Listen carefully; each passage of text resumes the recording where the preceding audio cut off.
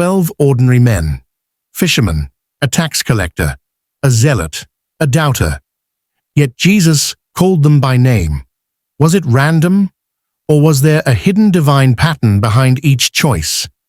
Today, we uncover why Jesus chose each of his 12 disciples and what it reveals about God's mysterious plan for you. He began with fishermen, Peter, Andrew, James, and John, men who knew the patience of the sea, the discipline of waiting, and the faith to cast nets into deep waters. Jesus saw in them a prophetic image, fishers of men. Their call reminds us, God builds his church not on perfection, but on obedience. Then there was Matthew, a tax collector despised by his people. But Jesus saw beyond his greed and guilt. He saw a man who could handle records, words, and detail. Matthew's gospel would become a bridge between prophecy and fulfillment, proof that God redeems even the most unlikely pasts for divine purpose. Simon the Zealot, a revolutionary, once ready to fight Rome, and Judas Iscariot, who handled the money bag, yet would one day betray his master. Why would Jesus choose such opposites? Because his kingdom embraces both the zeal of rebellion and the weakness of betrayal, transforming both through grace. Even Judas's choice would fulfill prophecy.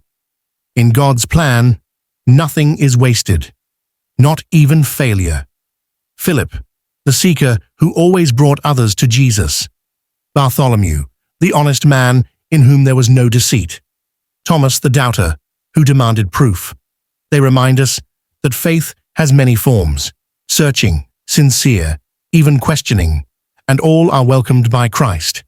James the Lesser, quiet, faithful, often unseen. Thaddeus, the questioner who sought clarity, and Judas, not Iscariot, whose name was overshadowed by another's betrayal. They teach us that not every disciple stands in the spotlight. Some serve silently, yet heaven records every unseen act of faith.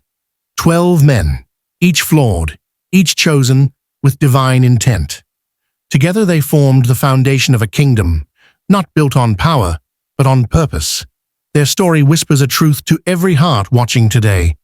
You too are chosen, not because you are perfect, but because God sees purpose in your imperfection. 12 men change the world.